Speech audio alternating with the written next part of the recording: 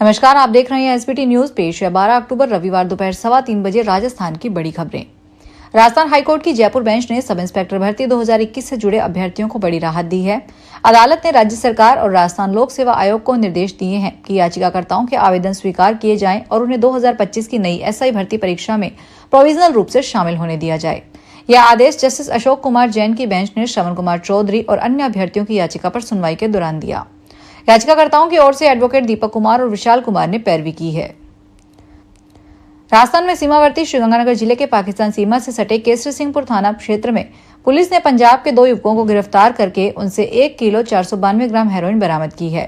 Police सूत्रों ने शनिवार को बताया कि शुक्रवार को रात को पुलिस थाने के समीप मलकाना रेलवे फाटक के पास पुलिस ने 2 संदिग्ध युवकों को पकड़कर उनकी तलाशी ली तो उनसे 1 किलो 492 ग्राम हेरोइन बरामद हुई। इसका अंतर्राष्ट्रीय बाजार मूल्य करीब 7 करोड़ 50 लाख रुपए आंका गया है। मुख्य न्यायाधीश बी आर गवई ने शनिवार को कहा कि डिजिटल दौर में लड़कियां नई तरह की परेशानी और खतरों का सामना कर रही है। टेक्नोलॉजी सशक्तिकरण नहीं शोषण का जरिया बन गई है। सीजेआई गवई ने कहा कि लड़कियों के लिए आज online harassment, cyber bullying, digital stalking, निजी डेटा के दुरुपयोग और डीप फेक तस्वीरें बड़ी चिंता बन गई है। इन खतरों से बचाने के लिए पुलिस और अधिकारियों को खास ट्रेनिंग देने की जरूरत है ताकि वे ऐसे मामलों को समझदारी और संवेदनशीलता से संभाल सके। सीजेआई गवई सुप्रीम कोर्ट की जुवेनाइल जस्टिस कमेटी और यूनिसेफ इंडिया द्वारा आयोजित राष्ट्रीय सम्मेलन safeguarding the girl child में बोल रहे थे। जैसलमेर में एक्सरसाइज थार स्ट्राइक में इंडियन एयरफोर्स और भारतीय सेना पैराशूट के जवानों ने 12,000 फीट की ऊंचाई से पैराड्रॉप मिशन का प्रदर्शन किया। जवानों ने हवा में ही रियल टाइम कम्युनिकेशन कर सटीक टारगेट पर लैंड किया। जैसे ही जवान जमीन पर उतरे, टारगेट पर अटैक, डिफेंस करना और आपसी तालमेल का प्रदर्शन किया। दक्षिण पश्चिमी क्षेत्र के एयरबेस पर जवानों ने एक्सरसाइज थार स्ट्राइक की। इस ऑपरेशन का मकसद दुश्मन के ठिकानों पर स्टिक एक्शन, ताकत और बेहतरीन तालमेल दिखाना था। भीलवाड़ा के मेन मार्केट में बदमाशों ने पूर्व सरपंच और कांग्रेस नेता हरफूल जाट पर बदमाशों ने फायरिंग कर दी। घटना के बाद बाजार में दहशत फैल गई। मामला शहर के सरकारी दरवाजा में शनिवार शाम करीब 7 बजे का है। बताया जा रहा है कि बाइक सवार 2 बदमाशों ने तलवार से हमला कर उन्हें घायल कर दिया। घायल पूर्व सरपंच को इलाज के लिए भीलवाड़ा के महात्मा गांधी अस्पताल ले जाया गया। वारदात के बाद बड़ी संख्या में लोग मौके पर इकट्ठा हो गए। सूचना मिलने के बाद सीओ सिटी मनीष भट्ट गुर्जर और कोतवाल गजेंद्र सिंह मौके पर पहुंचे। पुलिस ने यहां से एक तलवार और लाठी भी रिकवर की है। फिलहाल पूर्व सरपंच हरफूल जाट को इलाज के लिए भीलवाड़ा के महात्मा गांधी अस्पताल में भर्ती किया गया है।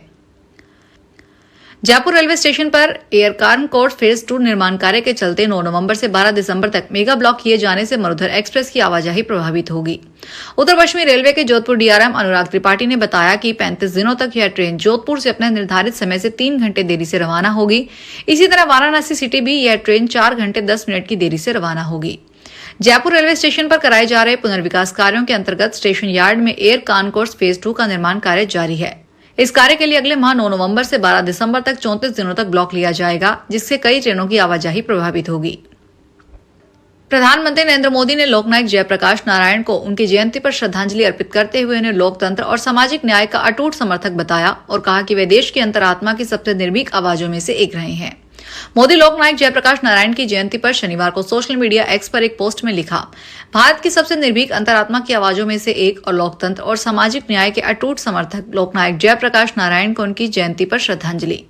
उन्होंने अपना जीवन आम नागरिकों को सशक्त बनाने और संवैधानिक मूल्यों को मजबूत करने के लिए समर्पित कर दिया था। जयपुर के एसएमएस अस्पताल के ट्रॉमा सेंटर में आग लगने की घटना के बाद चूरू का डीबी अस्पताल प्रशासन भी सतर्क हो गया। इसी क्रम में शनिवार को अस्पताल अधीक्षक डॉक्टर दीपक चौधरी और फायर सेफ्टी इंचार्ज व उप पुलिस अधीक्षक डॉक्टर इदरीश खान ने डॉक्टरों और नर्सिंग अधीक्षकों के साथ एक बैठक की। बैठक में अस्पताल अधीक्षक डॉक्टर दीपक चौधरी ने कहा कि आगजनी की घटनाओं से निपटने के लिए अस्पताल में स्थापित फायर सेफ्टी संस्थानों का पूरा ध्यान रखना आवश्यक है। उन्होंने हर आपात स्थिति से निपटने के लिए तैयार रहने पर जोर दिया। डॉक्टर चौधरी ने बताया कि अस्पताल के सभी डॉक्टर, नर्सिंग अधिकारी और वार्ड बॉय को फायर सेफ्टी उपकरण चलाना सिखाया जाएगा। राजस्थान में राष्ट्रीय खाद्य सुरक्षा योजना, जो गरीबों को 2 वक्त की रोटी देने के लिए बनाई गई थी, अब बड़े घोटाले का शिकार हो गई है। योजना का गलत तरीके से फायदा उठाने वालों में कंपनियों के निदेशक, लाखों का कारोबार करने वाले और सालाना लाखों कमाने वाले लोग भी शामिल हैं। चित्तौड़गढ़ जिले के रसद विभाग को जयपुर मुख्यालय से 8,601 लोगों की सूची भेजी गई है। इनमें ऐसे व्यक्ति शामिल हैं जिनके घरों में कारें खड़ी है, कोई सालाना आयकर भरकर 6 लाख से अधिक का ट्रांजैक्शन कर रहा है। ऐसे में रसद विभाग की ओर से डीलरों को सूची उपलब्ध करवाकर इनका सत्यापन करवाया जा रहा है। सत्यापन में सही पाए जाने पर ऐसे लोगों के नाम सूची से हटाए जाएंगे और नियमानुसार कार्रवाई की जाएगी। फलौदी के श्री ओसवाल गौ सेवा सदन पिंजरापोल में साधारण सभा का आयोजन किया गया। इस सभा में रविंद्र कुमार जैन को सर्वसम्मति से चौथी बार कार्यकारिणी का अध्यक्ष चुना गया। ये चुनाव आगामी 3 वर्षों के कार्यकाल के लिए हुआ है। सभा की अध्यक्षता पिंजरापोल फलौदी के पूर्व कोषाध्यक्ष अशोक गोलछा ने की। बैठक में कार्यकारिणी के सचिव अंकित गोलेछा ने पिछले 3 सालों के कार्यों की प्रगति रिपोर्ट प्रस्तुत की। इसके अलावा वित्तीय वर्ष 2024-25 की ऑडिट रिपोर्ट भी पेश की गई है, जिसे सभा ने अनुमोदित कर प्रस्ताव पारित किया। अध्यक्ष रविंद्र कुमार जैन ने आगामी वर्षों के लिए आवश्यक मशीनरी, तकनीकी सामग्री और निर्माण संबंधी आवश्यकताओं पर प्रकाश डाला। रासायनिक उर्वरकों के अंधाधुंध उपयोग से न केवल मिट्टी की सेहत बल्कि आम इंसानों के स्वास्थ्य पर भी गंभीर दुष्प्रभाव पड़े हैं। इसी समस्या को देखते हुए और जैविक खेती की प्रोत्साहित करने के लिए आम जन को रसायन मुक्त अनाज उपलब्ध करवाने के उद्देश्य से राजस्थान सरकार ने किसानों को प्रोत्साहन देना शुरू कर दिया है। इसी पहल के तहत राजस्थान सरकार की गोवर्धन जैविक उर्वरक योजना के तहत बहरोड क्षेत्र के किसानों को बड़ा लक्ष्य दिया गया है। इस योजना के तहत 20 हेक्टेयर पर एक क्लस्टर के हिसाब से कुल 60 क्लस्टर वर्मी कंपोस्ट यूनिट स्थापित करने का लक्ष्य रखा गया है। जयपुर डिस्कॉम ने बकाया बिजली बिलों पर बड़ी कार्रवाई करते हुए राजाखेड़ा और मनिया के ग्रामीण क्षेत्रों से 10 ट्रांसफार्मर हटा दिए हैं।